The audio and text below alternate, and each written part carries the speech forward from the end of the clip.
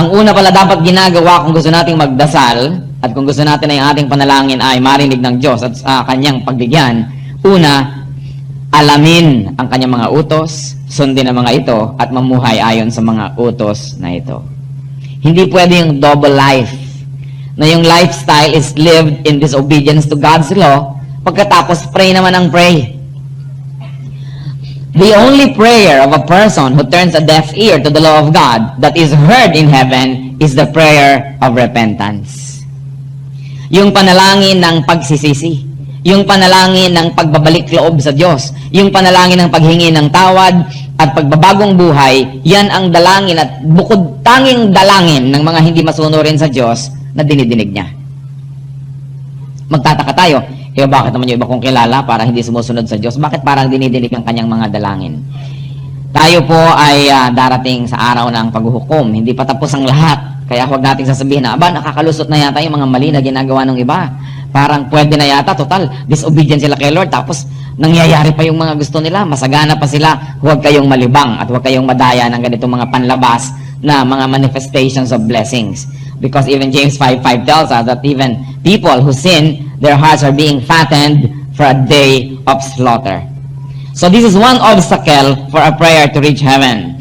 When the supplicant, when the one who prays, turns a deaf ear to the law. So that's one turning a deaf ear to the law. According to Psalm 66:18, if I have cherished sin in my heart, the Lord would not have listened. So these are obstacles again. A cherished sin. Isang kasalanan na minamahal. May mga kasalanan po kasi tayong nagagawa na hindi natin gusto yung kasalanan na yun. Talagang nabibigla tayo o kaya ay nadudulas, nadadaya. Pero matapos natin gawin yung kasalanan, sising-sisi tayo. Tayo po ay malungkot na malungkot tungkol doon. Hindi ito yung pinag-uusapan na kasalanan na magiging hadlang para marinig tayo ng Diyos. Kundi yung kasalanan na cherished, minamahal. Alam na alam mo ng kasalanan, mahal mo pa. Alam na natin na pinipigil tayo ni Lord sa ganitong bisyo, binibigyan pa natin ng provisions.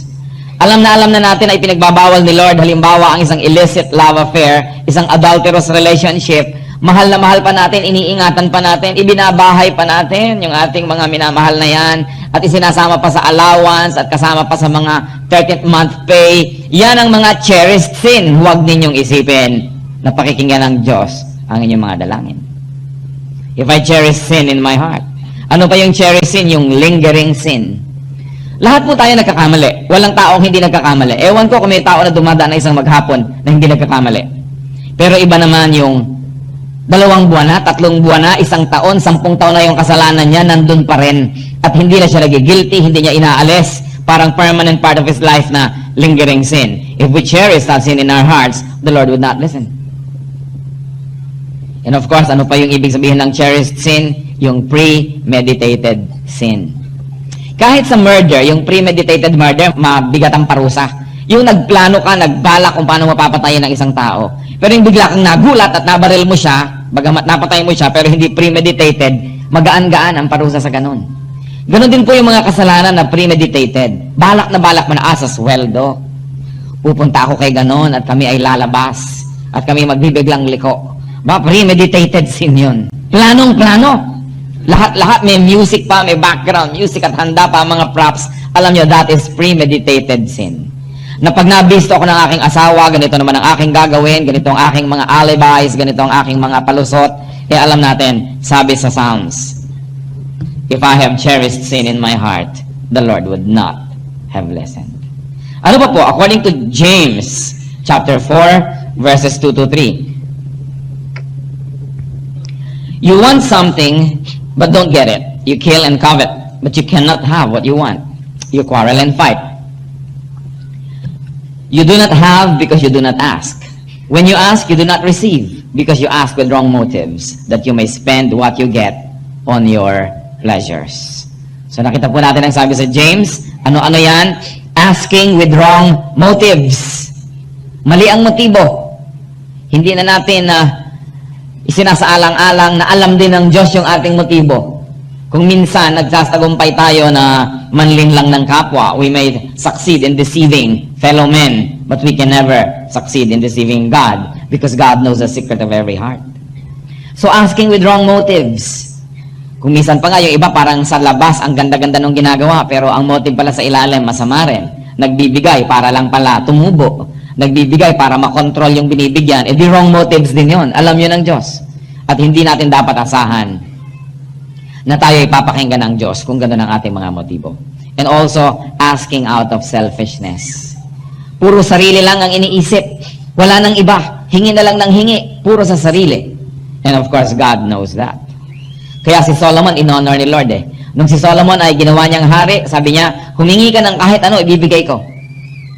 At ang hiningi niya, hindi power ng army, hindi strength ng treasury, hindi pera. Sabi niya, Lord, give me wisdom so that I may know how to rule your great nation. Hindi selfish ang hiningi ni Solomon. Hindi para sa sarili. Humingi siya ng isang great talent para maipaglingkod sa kanyang mga nasasakupan at para matuwa ang Diyos sa kanyang pinaglilingkuran. At ano po ang nangyari? Natuwa ang Diyos, ibinigay yung hiningi niya, at sabi ni Lord, dahil natuwa ako sa hindi mo rin hiningi, at dahil nakatutuwa yung hiningi mo, pati hindi mo hiningi, ibibigay ko sa iyo. Wealth, and power, and honor. So, we should ask with the right motives. Kaya laging nag-check tayo, Lord, ano po ba yung motive ko? Check me, correct me. Ano pa po? Napakahalaga na hindi tayo selfish.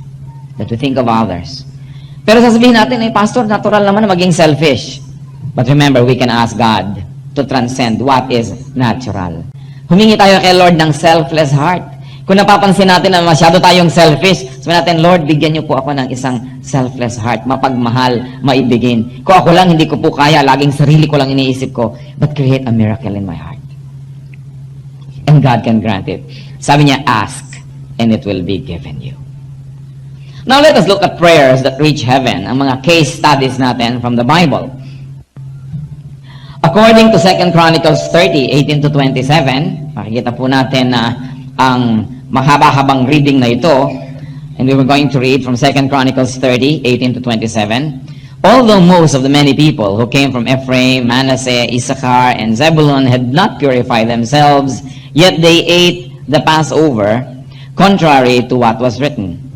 But Hezekiah prayed for them, saying, May the Lord, who is good, pardon everyone who sets his heart on seeking God. The Lord, the God of his fathers, even if he is not clean according to the rules of the sanctuary. And the Lord heard Hezekiah and healed the people. The Israelites who were present in Jerusalem celebrated the Feast of Unleavened Bread for 7 days with great rejoicing, while the Levites and priests sang to the Lord every day, accompanied by the Lord's instruments of praise. Hezekiah spoke encouragingly to all the Levites who showed good understanding of the service of the Lord.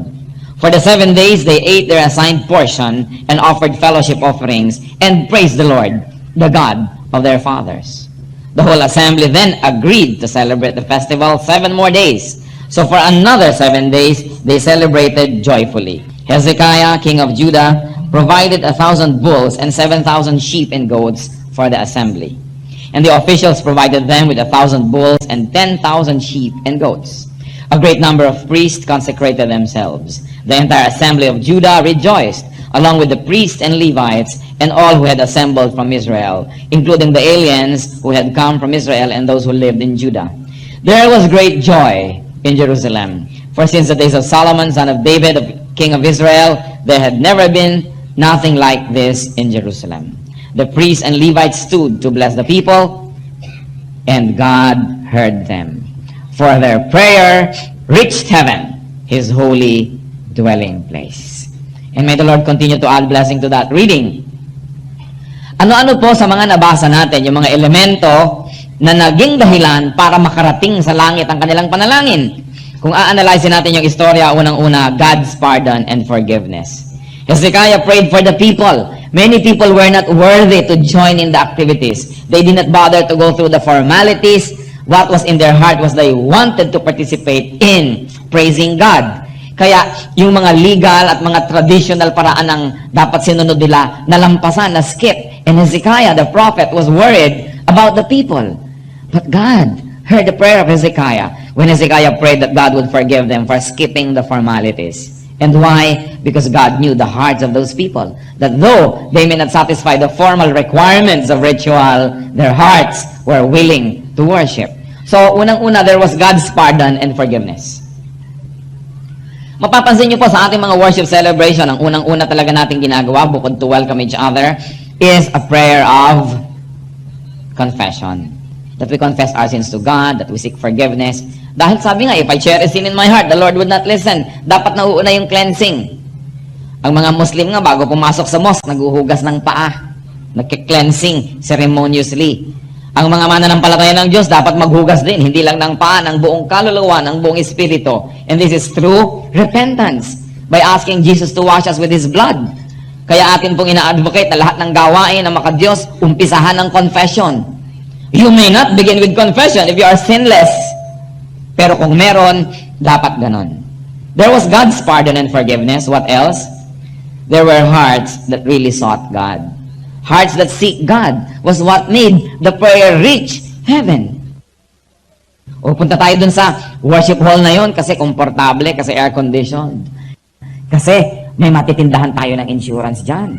Meron tayo mga prospect dyan na mabentahan ng mga kung anong mga lalagyan ng ulam, etc., etc. Ay huwag kayong umasa na madidinig ng Diyos sa inyong panalangin. Kasi kahit anong pagpapanggapang gawin natin sa labas, hindi pwedeng malihim yan sa Diyos. So how can a prayer be heard? First, there must be a heart that seeks for God. What else? There was a great celebration of God. A celebration of God's goodness. A celebration of who God is in the people's lives. Ano-ano po yung kasama doon? There was rejoicing. There was singing and playing of music. Siyempre, ang gusto ng Diyos masaya. Kayo man, gusto nyo rin nakikiramay sa isang tao pag malungkot siya, di po ba? Pero siguro naman gusto rin nyo rin na masaya siya. Nakakasawa naman yung tao na wala nang ginawa sa inyo kundi problema. Tuwing darating, nangungutang. Hindi na minsan darating good news, ang dami kong pera, bibigyan kita. O kaya, kumusta ka? Ay, naku, ang saya-saya ko ngayon. Ito pag inukumusta mo yung tao, lagi na lang ko, may problema ako, may reklamo ako. Kuminsan, natatakot na kayong kumustahin. Dahil pabigat. Huwag nang makumusta ito, ganun din naman ang ganun. Bad news. May mga tao, may mga kamag-anak, pag tumawag sa inyo sa telepono, makakaasa kayo, bad news yun. Kasi hindi man lang sila marunong tumawag kung minsan pag masaya sila na, ba't ka tumawag? Wala, ang saya-saya ko lang, just to share with you na ang saya ko. Ikaw, kumusta? Hindi, ito may problema at saka lang makakaalalang tumawag. Kaya tuloy, napakahirap ng angatin yung telepono. Lalo pag sinabi ng operator, long distance, collect, will you take it? Parang ang hirap yata. Lagi na lang ganun. Sa palagay nyo ba, natutuwa ang Diyos at tuwing lalapit na lang tayo, tuwing may problema? Siyempre, mahal tayo ng Diyos. Hindi naman niya tayo pagkakaitan kung naman problema tayo at lalapit tayo. Pero pasayahin naman natin siya. Iba-ibahin naman natin yung approach. Hindi na tuwing may problema na lang, tuwing umiiyak ka, tuwing wala kang pera, tuwing nabibingit ka sa kamatayan, ang lapit-lapit mo sa Diyos. At tuwing nagsasaya ka, nando ka sa karaoke bar, nando ka kung san-san, puwera ang Diyos. Nakita niyo, there was a lot of rejoicing. Do you know that God is a happy God? That God likes happiness, God likes joy, God likes celebration. Kaya ang dami-dami niyang inuutos sa Israel ng mga pista. Kutakot-takot na feasts ang inutos niya sa Israel. Bakit? Para huwag malimutan ng Israel na ang Diyos ay mabuti. Kaya tayo nagpipista para kay Jesus. Kaya tayo nagdiriwang para maalala natin na oo nga, mabuti nga ang Diyos. Kasi kung puro na lamang fasting ang gagawin natin, bagamat hindi naman masamang ginagawa yan paminsan-minsan, kung puro na lamang serious na serious tayo, formal na formal, hindi ganon ang nakikita natin na gusto ng Panginoon na balanced spiritual life. So there was rejoicing. Pinahaba pa nga yung pista Matatapos na nga dapat, nag-meeting pa ang mga tao, ituloy pa natin. Nararamdaman nila na gusto ng Diyos na ituloy pa ang pagsasaya. At ang lahat nakibahagi. Ang hari nagpadala ng maraming mga hayop para katayin, kainin ng mga tao. Yung mayayaman nagpadala pa rin. Yung mga priest, ikinonsecrate pa ang sarili nila sa services. At ang mga tao patuloy na nagdiwang. Natuwa ang Diyos. At pag natutuwa ang Diyos, nagbo-blow out siya. Kayo ba nagbo-blow out pagka malungkot? Makakaiba yun. Usually pag natutuwa kayo, bo-blow out ko nga ikaw. Di ba pag masaya tayo, we are generous. Pero pag malungkot ka, hindi ka ganun ka-generous. At ang Diyos sumasaya pag ang kanyang mga anak ay masaya rin. Hindi po directly proportionate sa kabanalan yung lagi kayong mukhang Biyernes Santo, lagi kayong solemn na solemn dahil akala nyo yun ang gusto ng Diyos. Gusto ng Diyos, masaya. Dahil kasayahan naman na hindi masama. At pagka ang tao ay masaya dahil sa Diyos, yung Diyos sumasaya rin. Kayo man may kasamang malungkot, nahahawa rin kayo sa lungkot. Pero pag may kasama kayong masaya, sumasaya rin kayo. Kaya kung tayo'y masaya sa pagpupuri sa Diyos, sumasaya din ang Diyos. At pag sumasaya siya, nagbo-blow out. Kaya napaka-importanting pinapasaya din natin ang Diyos. Pero hindi rin yun pwedeng i-fake. Kahit tayo may problema, pwede tayong maging masaya. Dahil God is bigger than our problems. Ang kumisan, yung problema ang pinofokusan natin ang paningin. Hindi natin nakikita yung problem solver, the solution, who is God. So there was celebration. Kaya ang tawag natin sa worship natin, worship celebration. We should celebrate God and God's goodness. Hindi lang puro problema ang dadali nyo sa Diyos. Dapat din, nagpapasalamat tayo, nagsasaya tayo, sa kabila ng lahat, na hindi naman lahat ng gusto natin ay natutupad. Pero meron pa rin pwedeng ipagpasalamat. Ano pa po ang mga elemento na nangyari dito sa binasa natin? There was encouragement to each other. There was a lot of encouragement. And there was good understanding of the service of the Lord. Nauunawaan ng bawat isa ang kanilang bahagi sa paglilingkod. There was orderliness. Hindi nag-agawan sa handa. Ang sabi sa Bible, and each one ate his own portion. Hindi katulad kung minsan sa mga Christian gathering, lalo buffet. Naku, yung naunang 20 ganggamount, arayat ang kanilang plato. At yung mga nagkanda huli-huli na doon, wala na. Nibalutan ng lumpia, ubos na rin. Hindi ganun ang nangyari. There was orderliness. Ang bawat isa lumagay sa lugar. Kasi nakakakilabot po kumisan, sa mga tagalabas na nga, hindi na bale, pero taga-church ba naman, una-unahan pa rin. Halimbawa sa mga buffet table, talaga namang meron pang hindi pumipila, liligtas pa, palusot pa, kunwari nakikipagkwentuhan doon sa may nasa una, na biglang singit na siya, kakilakilabot yon. Kung nagawa nyo yon, mag-repent na kayo. Because there must be orderliness. Hindi pwedeng kanya, hindi pwedeng sarili-sarili ko para tayong mga nag-aagaw-agawan. There was orderliness, and ano pa? There were offerings. There were offerings. Sa mga church activities, kung minsan kadalasan makikita ninyo pag merong halimbawa kainan, people bring kanya-kanya ng mga kakainin. Pagka nagbilang yung mga treasurer ng offering, kaliit-liit ng offering. So alam na alam mo na yung mga nagdala ng mga ulam at mga pansit-pansit, tithes deductible pala ang dala nila, kaya biglang lumiliit yung collection. Dito, ang mga tao nagbigay na ng mga makakain, nagdala pa sila ng mga offering. Hindi nagsuffer yung offerings kung may dala sila dahil Diyos ba naman ang kumain ng dala nyo? Di ba tayo rin? So kung tayo rin ang nagkainan, bakit nagiging tithes deductible?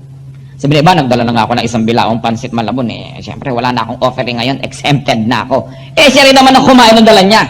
Kaya dapat, hindi natin inuutakan ang Diyos. Sila, meron na silang dalang mga pagkain. Meron pang iba pa yung offering. And there was a lot of praising of God. God was praised all the time. Mapapansin nyo dito, walang nag-iiyak sa Diyos. Walang nagrereklamo, wala mo nang humingi ng mga healing, wala mo nang humingi ng mga trabaho, walang humingi ng mga pambayad ng kuryente at kung ano-ano. Everybody was praising God. Kasi kahit po tayo merong mga needs, kung mag-iisip-isip lang tayo, mas marami pa rin tayong pwedeng ipagpasalamat at ipagpuri sa Diyos. Pero pag ang lagi na natin binigyan ng attention, yung needs natin, talagang lulungkot kayo, mawawalan kayo ng gana, tatamlay kayo, at pati Diyos tatamlay. Hindi siya magaganahan na mag-blow out dahil wala namang kalatoy-latoy yung mga tao. Kaya kailangan marunong tayo magpuri sa Diyos. Sa bawat isang bagay na pwede niyong ireklamo sa Diyos, I challenge you, you can count at least 10 na dapat ipagpuri pa sa Diyos. Focus on these things. And once more, what other factors help for these prayers to reach heaven? There was unity and agreement. Sabi nila, i-extend pa natin. Hindi na nagkaroon ng kung ano-anong mga board of elders meeting, mga kung ano-anong mga board of deacons meeting, at mga pagtatalo dito at pagtatalo doon. There was unity. Kadalasan sa mga churches, kaya ayaw bumaba ang gloria ng Diyos, nagbabangay-bangayan ang mga elders, ang mga deacons, ang mga leaders. Eh, paano bababa ang gloria ng Diyos? Kayo man at may nag-aaway doon sa daan na yun, ayaw nyo doon dumaan, hahanap na lang kayo ng iba. Kayo man at laging nag-aaway yung mga tao sa bahay nyo, di ba? Yan ang reklamo ng maraming kabataan. Bakit ka ba lagi nasa mall? Bakit ka ba laging nakahambalang sa Fort Santiago? Eh kasi tatay at nanay ko, walang ginawa kundi mag-aaway. Ayaw natin na nandun tayo sa lugar na may nag-aaway. Kaya yung mga ibang tao ang panaginip, naku, gusto ko nang makaalis dito o sa area na tirahan ko na ito dahil ang mga kapitbahay ko, awayan ng awayan, umagang-umaga. Kailangan makatakas ako sa lugar na ito. Di po ba? Kung tayo, nasanay din naman makipag-away, na kumisan ay war freak din, eh tayo ay nababaghabag, hindi tayo at least pag may nag-aaway sa paligid natin, lalo na ang Espiritu ng Diyos na mapayapa at matahimik, ayaw niya nang may nag-aaway. Kaya sa palagay nyo, dadapo sa bahay nyo, o sa church ninyo, o sa fellowship nyo ang Diyos na laging may nag-aaway doon. Nako, The glory of the Lord will avoid that place. But of course, the presence of the Lord will be there kasi omnipresent siya. Wala naman siyang choice. Kaya lang yung glorious presence, wala doon.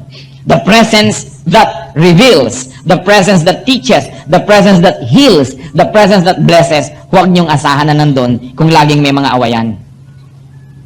There was unity. There was agreement. At syempre, sa unity, may nagpaparaya, may nagbibigay, may sumusunod. Hindi pwedeng laging igiit natin yung sarili. Kasi kung sarili natin lagi igigiit, ganun din naman ang gagawin ng iba, edi ang gulo, aalis tuloy yung presensya ng Diyos. Lahat na lugi. Kaya sabihin natin, mabuti pang matalo na ako sa argument na to, sige na, huwag na lamang tayong alisan ng gloria ng Diyos. Kailangan may pagpaparaya, may pagbibigay. And what else? There was contribution and generosity. Everybody did his part. Anong naging bunga tulad ng binasa natin? Their prayer reached heaven. Ang ganda nun. Ang ganda-gandang mangyari. Ano naman po ang matututunan natin sa 2 Chronicles 7:14? Let us read 2 Chronicles 7:14. If my people who are called by my name will humble themselves and pray and seek my face and turn from their wicked ways, then will I hear from heaven and will forgive their sin and will heal their land. Napakaganda. Ano po ang makikita naman natin dito? Elements so that our prayers will reach heaven. Humility. Pagpapakumbaba. Sabay, if my people will humble themselves. Ano ba yung kailangan doon sa humbling of God's people? Yung mga magkakaaway, magbati na. Hindi mauna muna siya. Ay, hindi. Kailangan ni ganito, kailangan ni ganyan. Tayo na yung magpaka-humble. Kung kasalanan natin, aminin natin. At yung humble na tao, kahit pa nga hindi niya kasalanan, siya pa rin yung nakikipagkasundo. Sabi niya, if my people would humble themselves and seek for me. Kailan hinahanap natin ang Diyos? Hinahanap natin ang kanyang katuruan, hinahanap natin ang kanyang katotohanan, hinahanap natin ang kanyang kaluwalhatian. At sabi, turning from wicked ways. Gusto nating marinig ng Diyos ang ating mga dalangin, makarating sa langit ang ating mga panalangin, talikuran ang mga kasamaan, ang mga kasalanan. Hindi pwedeng double life. Even the law of impenetrability sa physics, sinasabi only one thing can occupy one place at one time. Hindi pwedeng dalawa. Sa Bible din sinasabi, you cannot serve God and mammon. You cannot serve God and money. You cannot serve God and Satan. Pipili ka lang. Dapat isa lang. Ano naman po ang matututunan nating prinsipyo sa 1 John 5:14? 1 John 5:14 says, this is the confidence we have in approaching God, that if we ask anything according to His will, He hears us. Ito po yata ang nalilimutan ng napakaraming mga mahilig magdasal. Na ang dasal ay hindi grocery list, hindi shopping list, hindi wish list. Ang dasal, listahan ng mga kalooban ng Diyos. So sa pananalangin pa lang, ang una nating hinihingi, Lord, turuan niyo po akong manalangin. Ipakita nyo at ipaalam sa akin yung kalooban nyo para yun ang hilingin ko. At kung hindi nyo kalooban, hindi ko hihilingin, sayang lang ang oras ko at oras nyo. Dahil sabi sa 1 John 5:14, if we ask anything according to His will, He hears us. Pag binaligtad natin yon, if we ask anything according to our own will, apart from God's will, He doesn't hear us. Kaya ang unang trabaho ng nananalangin, hinahanap muna niya ang kalooban ng Diyos. Hindi, Lord, sige na, please, gawin mo lang to. Hindi ako kakain ng barbecue for 3 Fridays. Ano naman ang kinalaman ng Diyos sa inyong pagjejeta? Alam nga namang matuwa ang Diyos dahil nagugutom tayo. Yung iba, nagbabargain pa sa Diyos. Lord, ibigay niyo lang po ito. Ganitong gagawin kong pagpapahirap sa aking sarili. Lalaslasin ko ang aking pulso. Diba? Magkakalbo ako. Puputulin ko ang aking daliri. Anong palagay niyo sa Diyos? Sadista. Hindi na natin kailangan na gumawa ng bargains sa Diyos. Hindi na natin siya kailangang kumbinsihin, pilitin na maging mabuti. Dahil talagang mabuti na siya. Ang kailangan lang, humingi tayo nung gusto niyang ibigay. Dahil pag gusto ng Diyos, walang makakapigil. Pag ayaw ng Diyos, walang makakapilit. Kaya ang masayang tao, yung taong nabubuhay ayon sa kagustuhan ng Diyos. Ang nadidinig na panalangin, yung panalangin na ayon sa kagustuhan ng Diyos.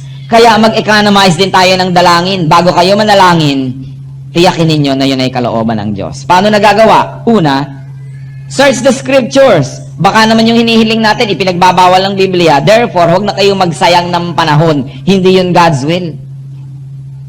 Halimbawa, kung sinasabi sa Biblia na isa lang ang asawa mo, pinagpe-pray mo, Lord, bigyan niyo naman kapayapaan ang aking 15 asawa. Hindi pwedeng madilig ng langit yan. Baka kidlat ang tumama sa'yo. Kainin ka ng lupa, yan ang mangyari. Dahil alam mo kailangan walang adultery. Pagkatapos ang ipinagpe-pray mo, magkaroon ka ng kapayapaan sa pagme-maintain nito. Wala ka sa lugar. Alam mo na hindi ganun yun. Dahil mahal din ng Diyos, maski nga mga makasalanan, minamahal din niya. Tayo nga, kahit nagkakasala pa, mahal pa rin niya. So yung ganyang klase mga dalangin, huwag yung asahan na may mangyayari. Lord, gawin niyo po number 1 ang anak ko sa school para talo niya lahat ang pinsan niya. Napakasama naman, napakabuktot na panalangin. Kaya alam po natin, hindi walang mangyayari sa prayer na yan. It's against God's will. Ngayon ang tanong, may mga bagay naman na hindi natin tiyak na malalaman kung against God's will. Then yun, pwede yun ay pag-pray. Pero dapat, Lord, ito po sana ang gusto ko. Ito po nawa ang aking gusto. Pero kung hindi pa ito ang gusto nyo, ibali po. Okay lang. Pero sinasabi ko na rin na yun ang gusto ko. Pero pag hindi ibinigay, huwag tayong tatampo-tampo. Wala naman tayong patago sa Diyos. Kaya hindi tayo dapat nagtatampo pag hindi niya binibigay. Sa totoo, pagka hindi niya ibinibigay, lalo tayong magpasalamat. Dahil sa karunungan ng Diyos, alam niya na hindi yun mabuti para sa atin. Kahit sa biglang tingin, akala natin mabuti. Yung Diyos na malayo ang nararating ng isip, alam niya ang lahat, alam niya in the end, hindi yun mabuti. Thank God for His yes answers. Thank God for His no answers. And thank God for His wait answers. Pag nanalangin na tayo, magpasalamat na kayo. Pero hindi kayo nagpapasalamat dahil ipine-presume nyo na yes. Nagpapasalamat tayo dahil alam nating may sagot.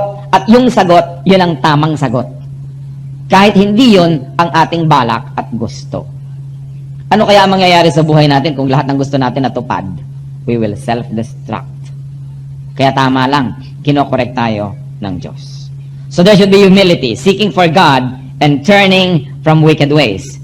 At ganon din naman, there should be asking according to God's will, sabi ng 1 John 5:14. The last verse that we will ponder today, Proverbs 15:29. The Lord is far from the wicked, but He hears the prayer of the righteous. James 5:16. Therefore, confess your sins to each other and pray for each other so that you may be healed. The prayer of a righteous man is powerful and effective. So anong kailangan? Righteousness. Katuwiran, kabanalan, pagiging tama. Ito po ang mga uri ng characteristics na hinahanap ng Diyos bago ang panalangin ay madinig. Bakit po effective ang prayer ng righteous man? Una, kasi nagsasala siya eh. Pag sabi niyong, sister o brother, ipag-pray nyo naman na gano'n ang mangyayari. Sasabihin niya, I cannot pray along that line. Kasi sabi ng word of God, ganito, ganon. So, hindi ko mo ipinapapray nyo, ipagpe-pray na niya. Meron siya dapat tinatanggihan according to conviction. Kasi nga, it should be in accordance with righteousness. Ngayon, akala nung iba, yung mga righteous people, malakas sa Diyos. Kasi, magpa-pray tayo sa mga righteous kasi malakas sila sa Diyos. Kaya nilang pilipitin ang braso ng Diyos. Kaya nilang pilitin ng Diyos. That's not true. Powerful yung prayer ng righteous because the righteous prays according to God's will. Kaya nagiging powerful. Hindi dahil kaya niya na kumbinsihin ng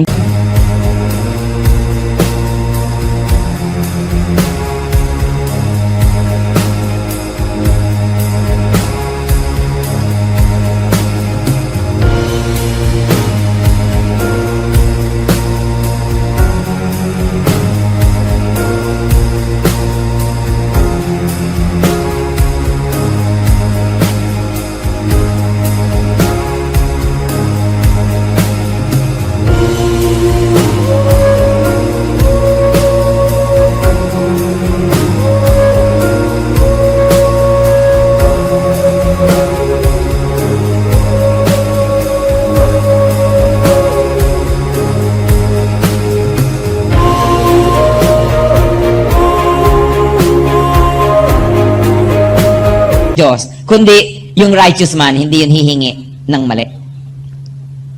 Pag humihingi yun in accordance with God's word, in accordance with prayerful consideration. Kaya napakalaki ng inyong pagkakataon na pag righteous yung nanalangin, yes na yung sagot. Kasi kung alam naman ng righteous na no, hindi niya ipagpe-pray.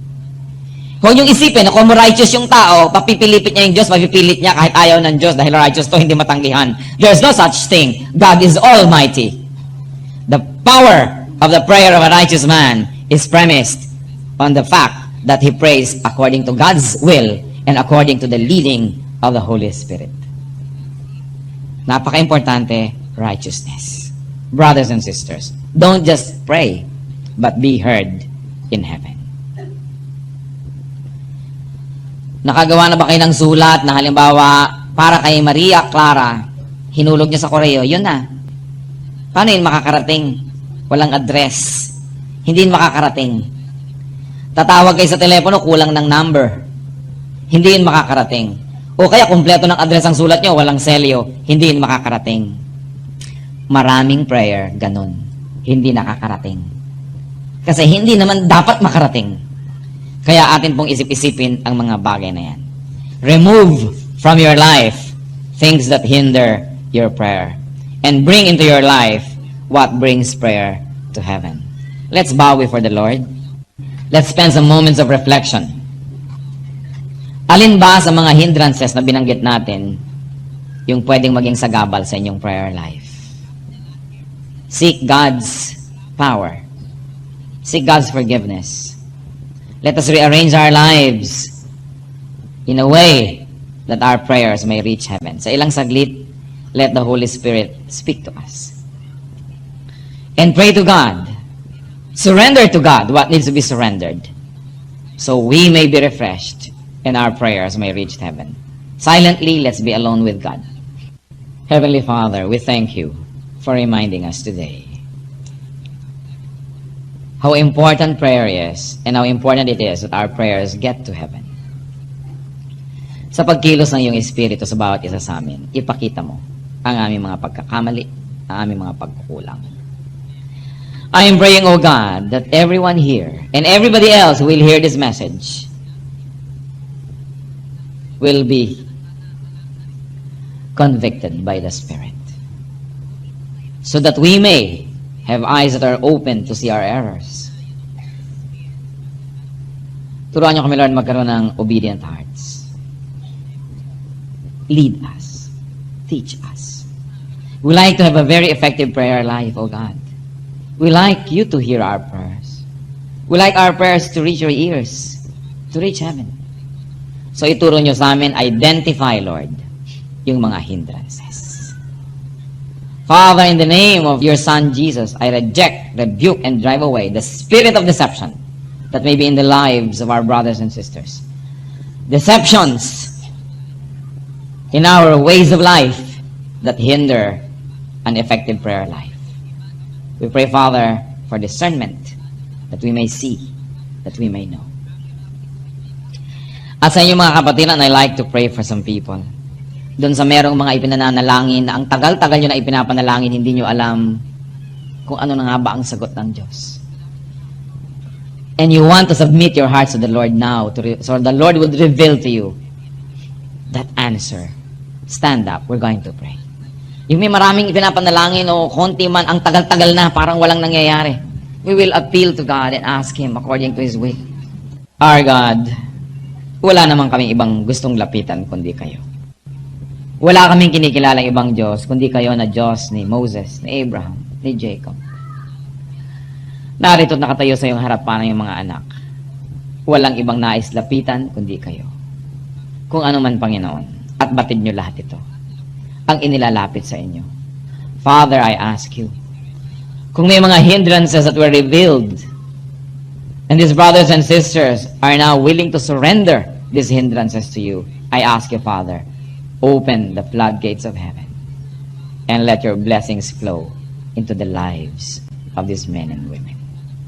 Dinadalangin ko, Panginoon, na kung ano man ang naging bara at kung kinilala na ngayon ng mga kapatid na ito at isinuko sa iyo at pinagsisihan, padaluyin mo na sa kanilang buhay ang mga kasagutan sa kanilang kahilingan. Alam namin kayo isang mabuting Diyos. Hindi kayo natutuwa na kami kapos o nangangailangan o may karamdaman. Dinadalangin ko, Panginoon, Lapatan nyo na yung mapagpalang kamay ang bawat isang ngayon tumatayo.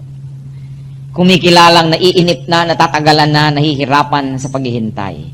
Subalit ngayon, Panginoon, kung karapat dapat na ang mga pusong ito, kayo ang siyang magpala. Mga kapatid, ayon sa inyong pananampalataya, ayon sa inyong pagsuko, tanggapin ninyo.